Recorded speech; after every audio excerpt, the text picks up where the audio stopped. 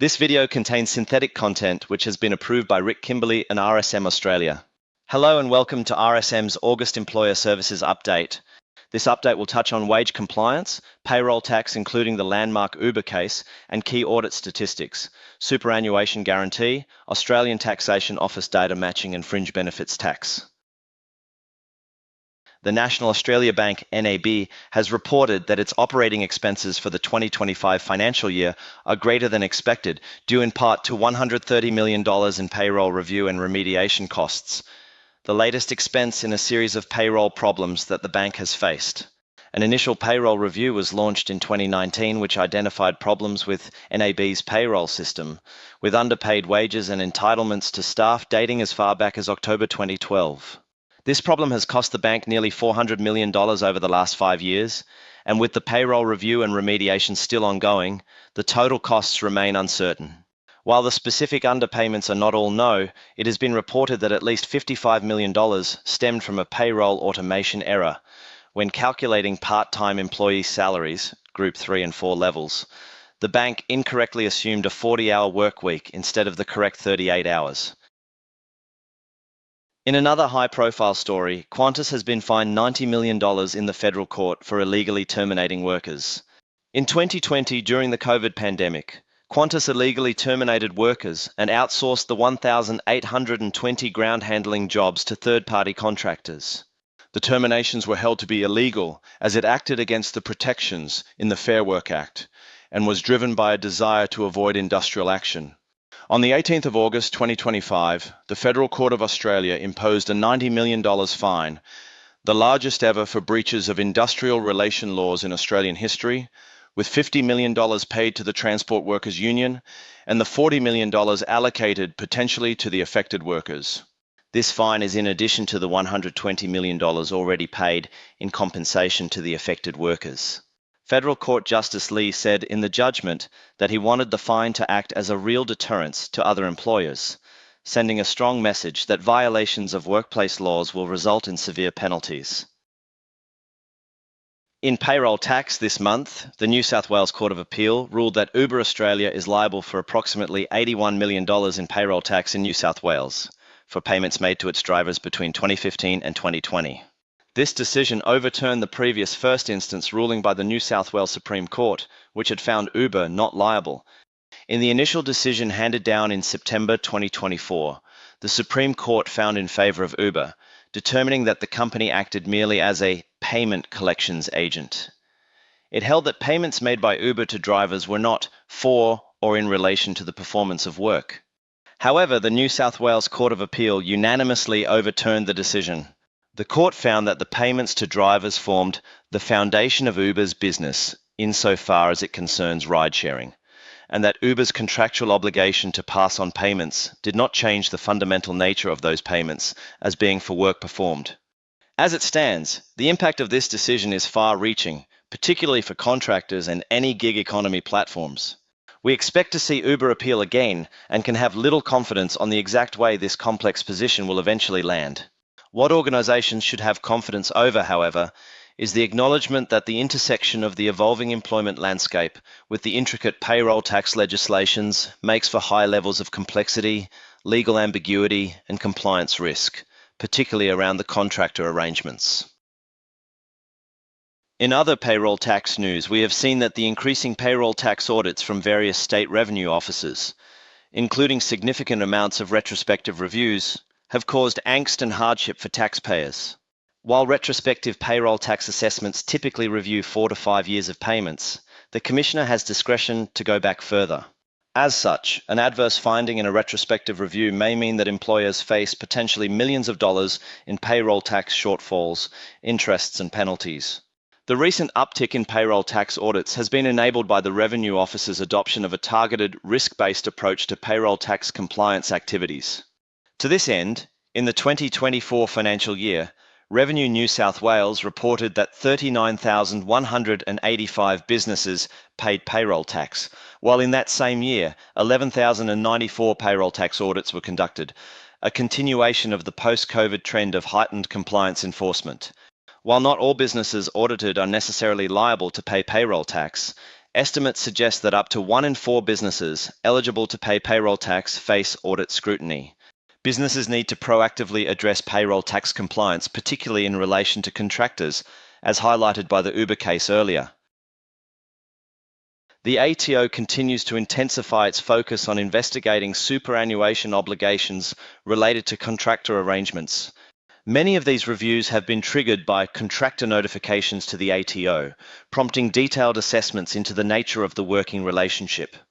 The ATO's inquiries typically examine several factors, including the reason the worker was engaged, whether a contract existed with the worker, the tax and superannuation implications of the working relationship classification, whether the contract was wholly or principally for the worker's labour, the worker's hours of work, whether the worker was free to accept or decline additional work, the location where the work was performed, whether the worker could employ others to assist or collaborate, whether the worker was required to wear clothing displaying a business name or logo, whether the worker was able to engage with other businesses simultaneously, or the method and basis of payment, among other considerations. As a key takeaway, employers should exercise particular caution with contractor arrangements, especially those involving sole traders. It is advisable to have these arrangements reviewed to ensure compliance with Superannuation Guarantee obligations. Additionally, the Commissioner of Taxation has released Practical Compliance Guideline 2023-2, classifying workers as employees or independent contractors, ATO compliance approach. This guideline clarifies that the ATO will not allocate compliance resources to investigate contractor arrangements assessed as very low risk and will apply limited resources to those considered low risk. Employers should therefore proactively assess their arrangements to mitigate compliance risks. The ATO has unveiled its corporate plan for the 2025 to 2026 financial year, outlining the strategic direction for the ATO. It sets out key activities, priorities, and performance measures to ensure the integrity and efficiency of Australia's tax and superannuation systems. As mentioned by Rob Heffernan, the Commissioner of Taxation, in his address to ATO employees at the Corporate Plan 2025 to 26 launch, one of the key priority areas for the ATO will be the transition to Payday Super, which will be implemented from the 1st of July 2026. The aim is to establish a fairer and more efficient superannuation system for businesses and individuals. Another priority area will be the focus on counter-fraud measures, including refined fraud detection and prevention strategies, particularly around employment-related tax fraud. As of August 2025, the ATO has successfully achieved a key objective outlined in its corporate plan by approving real-time payments for superannuation contributions via the new payments platform. This advancement enables employers and superannuation clearinghouses to transition to a faster, more efficient payment system that supports enhanced, data-rich transactions, improving transparency and reconciliation processes. In related superannuation updates, the Small Business Superannuation Clearinghouse will cease accepting new users from October 2025, ahead of the anticipated launch of the Payday Super system in July 2026. This new system is expected to streamline super contributions by aligning them more closely with employees' pay cycles. Employers should take note of these developments and begin planning their transition strategies accordingly to ensure compliance and avoid disruption. Early preparation will be essential to adapt payroll systems and processes in line with these upcoming changes. We have had many discussions with employers around their transition to Payday Super and welcome any questions. The ATO has released updated guidance outlining which payments are considered ordinary time earnings and/or salary and wages for the purpose of the Superannuation Guarantee. This provides greater clarity on whether specific employer payments are subject to superannuation guarantee obligations. The guidance also aligns with current single-touch payroll Phase 2 reporting requirements. However, while comprehensive, the guidance is not exhaustive. Employers should be aware that certain payments may fall outside the defined list, and grey areas may still exist.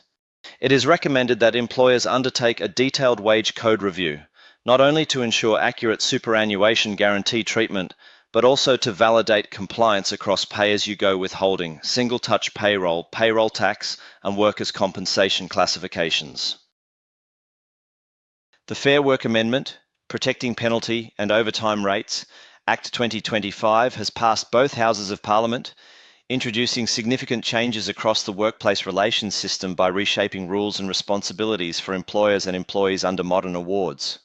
The legislation establishes a binding requirement for the Fair Work Commission to ensure that penalty and overtime rates are not reduced, and that modern awards do not include terms that substitute these entitlements in a way that lowers the additional pay employees would otherwise receive.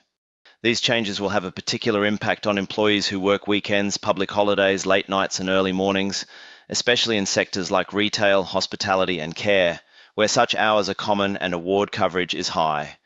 It is recommended that employers regularly review payroll systems and governance processes to ensure compliance with minimum employee entitlements. The ATO's data matching practices continue, with the ATO announcing that it is using over hundreds of thousands of records annually from the Australian Financial Crimes Exchange to match against ATO data to detect fraudulent registrations and lodgements, prevent fraudulent refunds, and identify and prosecute serious financial crime. The fringe benefits tax exemption to electric vehicles is under fire. While the electric vehicle fringe benefits tax exemption was introduced to encourage electric vehicle adoption, the exemption has been far more popular than the original Treasury forecast. A new estimate suggests the policy will cost $23 billion over the decade in foregone tax revenue. Critics argue the policy is a poorly targeted subsidy, benefiting higher income earners who can afford electric vehicles. The government will complete a review into this exemption by mid-2027 to consider electric vehicle take-up, and these higher than estimated costs may affect the outcome. Thank you for joining us for our August Employer Services Update. If you have any questions or would like to discuss how these developments may affect your business, please don't hesitate to contact your local RSM Employer Services team. Myself and Peter in Melbourne, Gina and Neve in Perth, or Jason in Sydney. Looking forward to connecting with you soon.